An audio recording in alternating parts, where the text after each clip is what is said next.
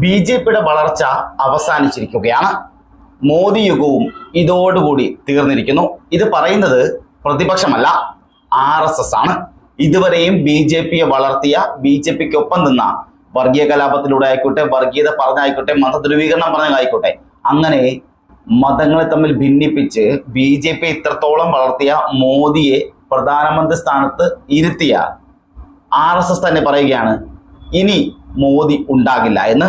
ബി.ജെ.പിയുടെ വളർച്ചയും ഇതോടെ അവസാനിച്ചുവെന്ന്. കൂടെ നിന്ന പാർട്ടി പ്രവർത്തകരെയെല്ലാം പറ്റിച്ച നരേന്ദ്രമോദി ഇനി ഒരു നിമിഷം പോലും മന്ത്രിപദത്തിൽ ഇരിക്കാൻ അധികാരമില്ല, അവകാശമില്ല, അർഹതയില്ല എന്നാണ് RSS പറഞ്ഞിരിക്കുന്നത്. ദൈവങ്ങളുടെ പേര് പറഞ്ഞ് ജനങ്ങളെ പറ്റിച്ച് വോട്ട് തേടി അധികാരത്തിലെത്തിയ നരേന്ദ്രമോദിക്ക് ഇനി ഒരു നിമിഷം പോലും തുടരാനുള്ള അർഹതയില്ല എന്നാണ് RSS പറയുന്നത്. ഒപ്പം മണിപ്പൂരിലേക്ക് ഉടനെ എത്തണമെന്നും മണിപ്പൂരിലെ ജനങ്ങൾക്കൊപ്പം നിൽക്കണമെന്നും RSS മേധാവി മോഹൻ ഭഗവത് പറഞ്ഞിട്ടും അത് ചെവിക്കൊള്ളാതെ ഇറ്റലിയിലേക്ക് പോയ നരേന്ദ്രമോദിക്ക് ഇനി ഒരു നിമിഷം പോലും അധികാരത്തിൽ തുടരാനുള്ള യാതൊരു അവകാശവും ഇല്ല എന്നാണ് മോഹൻ ഭഗവത് പറയുന്നത്. ഒപ്പം തന്നെ ഇത്രയും കാലം RSSന്റെ കാൽച്ചുവട്ടിൽ കിടന്ന ബി.ജെ.പി, RSSന് ഒപ്പം നിന്ന, അല്ലെങ്കിൽ RSS വളർത്തിയെടുത്ത ബി.ജെ.പി ഇപ്പോൾ പറഞ്ഞത് RSSന്റെ ആവശ്യം ഇനി നമുക്കില്ല എന്നാണ്. ഒപ്പം JP നദ്ദ പറഞ്ഞത് ഇങ്ങനെയാണ്: ഞങ്ങൾക്കിപ്പോൾ ഒറ്റയ്ക്ക് നിൽക്കാൻ അറിയാം, ഒറ്റയ്ക്ക് ജയിക്കാനും അറിയാം, ഒറ്റയ്ക്ക് ഭരിക്കാനും അറിയാം.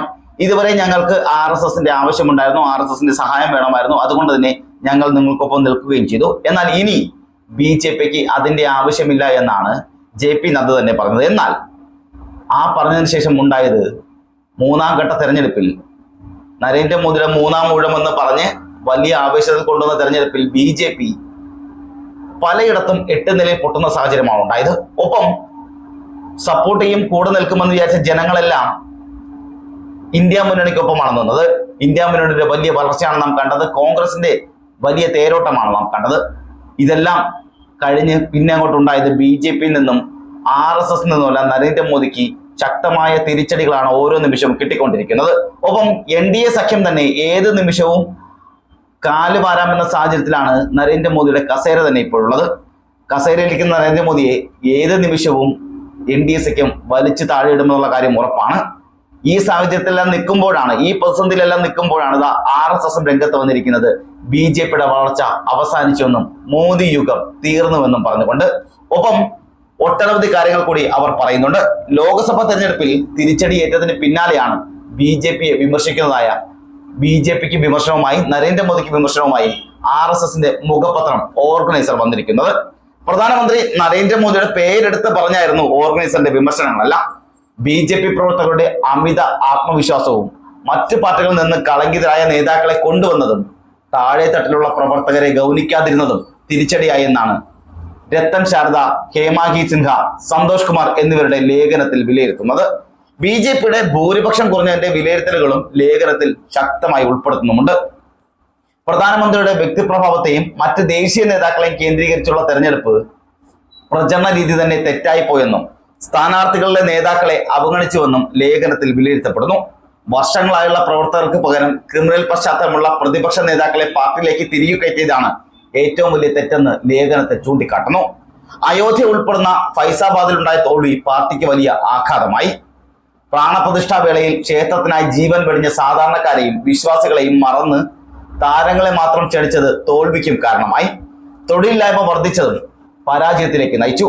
അമിത ആത്മവിശ്വാസം പുലർത്തിയിരുന്ന ബി.ജെ.പി പ്രവർത്തകരെയും നേതാക്കളെയും യാഥാർത്ഥ്യം എന്തെന്ന് ബോധ്യപ്പെടുത്തുന്നതായിരുന്നു 2024 ലോക്സഭാ തെരഞ്ഞെടുപ്പ് ഫലമെന്നുമാണ് രത്തൻ ശാരദയുടെ ലേഖനത്തിൽ തുടങ്ങുന്നത്. സാമൂഹ്യ മാധ്യമങ്ങളിൽ പോസ്റ്ററുകളും സെൽഫിയും ഷെയറും അല്ല, അല്ലെങ്കിൽ സെൽഫിയും ഷെയറും ചെയ്തതല്ല, താഴെത്തട്ടിൽ കഠിനാധ്വാനം ചെയ്താണ് വോട്ട് കൂട്ടേണ്ടത്. മോദിയുടെ പ്രഭാവത്തിൽ അഭിരമിക്കുകയായിരുന്ന പ്രവർത്തകർ തെരുവിലെ ജനങ്ങളുടെ ശബ്ദം കേട്ടില്ല. പ്രാദേശിക നേതാക്കളെ അവഗണിച്ച് കൂറുമാറ്റക്കാരെ സ്ഥാനാർത്ഥികളാക്കി. 25% സ്ഥാനാർത്ഥികളും കുടിയേറി വന്നവരാണ്. തെറ്റായ രാഷ്ട്രീയത്തിന്റെ ഉത്തമോദാഹരണമാണ് മഹാരാഷ്ട്രയിലെ ഈ തോൽവി. അജിത് പവാറിന്റെ നേതൃത്വത്തിലുള്ള NCPയെ ബി.ജെ.പിക്കൊപ്പം ചേർത്തത് പ്രവർത്തകരെ വേദനിപ്പിച്ചു. ഈ ഒറ്റ നടപടി കൊണ്ട് മഹാരാഷ്ട്രയിൽ ബി.ജെ.പിയുടെ ബ്രാൻഡ് മൂല്യം തന്നെ ഇടിഞ്ഞുപോയി. 1-2 വർഷം കൊണ്ട് ശരത് പവാറിന്റെ പ്രഭാവം മങ്ങുകയും ബന്ധുക്കൾ തമ്മിലുള്ള ഭിന്നത കാരണം NCP തകരുകയും ചെയ്യുമായിരുന്നു. മഹാരാഷ്ട്രയിൽ ഒന്നാമതെത്താനുള്ള വർഷങ്ങളുടെ പോരാട്ടം അജിത് പവാറിനെ ഒപ്പം നിർത്താനുള്ള തീരുമാനം കൊണ്ട് തകരുകയും ചെയ്തു. RSSനെ ഭീകര സംഘടന എന്ന് വിളിച്ച കോൺഗ്രസ് നേതാക്കളെ പാർട്ടിയിലേക്ക് കൊണ്ടുവന്നതും തെറ്റായി. ഇത് RSS അനുഭാവികളെ വേദനിപ്പിക്കുകയും ചെയ്തെന്നാണ് രത്തൻ ശാരദയുടെ ലേഖനത്തിൽ പറയുന്നത്. ലോക്സഭാ തെരഞ്ഞെടുപ്പ് പ്രചരണത്തിൽ മാന്യത പുലർത്തിയില്ലെന്നും RSSനെ അനാവശ്യമായ വിവാദങ്ങളിലേക്ക് വലിച്ചിഴച്ചെന്നും RSS സർസംഘചാലക് മോഹൻ ഭഗവത് വിമർശിച്ചതിന് പിന്നാലെയാണ്, അല്ലെങ്കിൽ മോഹൻ ഭഗവതിന്റെ വിമർശനത്തിനൊക്കെ പിന്നാലെയാണ് മുഖപത്രവും രംഗത്ത് വരുന്നത്. യഥാർത്ഥ സംഘപ്രവർത്തകൻ ധാർഷ്ട്യം കാട്ടില്ലെന്ന പ്രസ്താവന നടത്തിയിരുന്നെങ്കിലും മോഹൻ ഭഗവത് ഒരു നേതാവിന്റെയും പേരെടുത്ത് പറഞ്ഞിരുന്നില്ല. BJP വളർന്നു കഴിഞ്ഞുവെന്നും തങ്ങൾക്കിനി RSSന്റെ സഹായം ആവശ്യമില്ല എന്നും BJP അധ്യക്ഷൻ JP നദ്ദ പറഞ്ഞതും വലിയ ചർച്ചകളായിരുന്നു. അങ്ങനെ ഈ ചർച്ചകളെല്ലാം വന്നവസാനിക്കുന്നത് മോദിയുടെ ഇപ്പോഴത്തെ കസേരയിലാണ്. മോദി ഇപ്പോൾ ഇരിക്കുന്നത് കിരീടധാരണത്തിലാണെങ്കിലും ആ കിരീടം മുൾക്കിരീടമാണെന്നാണ് ഓരോരുത്തരും പറഞ്ഞു വെക്കുന്നത്. ഒപ്പം മോദിയുടെ ഈ ധാർഷ്ട്യം, അതുപോലെ തന്നെ മോദി ഇത്ര നാളും നടത്തിയ ഭരണവിരുദ്ധ പ്രവർത്തനങ്ങൾ, അതുപോലെ RSSും BJP നടത്തിയ ഓരോ പ്രവർത്തനങ്ങളും ജനങ്ങൾക്കിടയിൽ വലിയ തിരിച്ചടിയാണ് നൽകിയിട്ടുള്ളത്. രാമക്ഷേത്രം കൊണ്ട് ജയിച്ചു കയറാമെന്ന് വിചാരിച്ച നരേന്ദ്രമോദിക്കും BJPക്കും അത് വലിയ തിരിച്ചടിയെ മാറുകയും ചെയ്തു. രാമനെയും സീതയും വെച്ച് വോട്ട് തേടാമെന്നും അവരെ വിറ്റ് വോട്ടാക്കാമെന്നും പ്രതീക്ഷിച്ച RSSനും BJPക്കും ഈ തെരഞ്ഞെടുപ്പ് നൽകിയത് വലിയൊരു തിരിച്ചടിയാണ്, വലിയൊരു സൂചനയാണ്. ഹിന്ദുത്വ രാഷ്ട്രം മാത്രം കെട്ടിപ്പടുക്കാമെന്നും ഹിന്ദുത്വ രാഷ്ട്രീയം മാത്രം കൊണ്ടു നടക്കാമെന്നും ഹിന്ദുക്കൾ മാത്രമാണ് ഞങ്ങൾക്കുള്ളതെന്നും ഹിന്ദുക്കളാണ് രാജ്യത്തിന്റെ അവകാശികളെന്നും പറഞ്ഞു നടക്കുന്ന നരേന്ദ്രമോദിക്കും അതുപോലെ തന്നെ BJPക്കും NDAക്കും ഇപ്പോൾ കിട്ടിയ തെരഞ്ഞെടുപ്പിന്റെ ഈ തിരിച്ചടി ഇതങ്ങോട്ട് തുടരുക തന്നെ ചെയ്യും. ഒപ്പം ഏത് നിമിഷവും നരേന്ദ്രമോദിയുടെ ഈ കസേര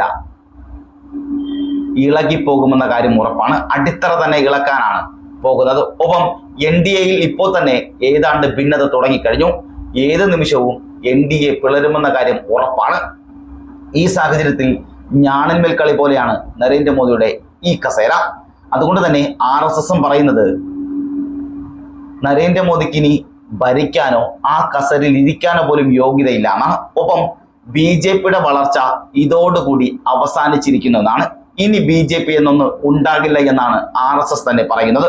ഒപ്പം BJP നാളിതുവരെ കാണിച്ച എല്ലാ തെമ്മാടിത്തരങ്ങൾക്കും ഇനി അങ്ങോട്ട് ഓരോ ദിവസവും മറുപടി പറയേണ്ടി വരുമെന്നും ഓരോ നിമിഷവും തിരിച്ചടികൾ നേരിടുമെന്നും നരേന്ദ്രമോദിയുടെയും അമിത്ഷായുടെയും ഈ ധാർഷ്ട്യം ഇതോടുകൂടി അവസാനിക്കുകയാണെന്നുമാണ് RSS പറഞ്ഞു വെക്കുന്നത്.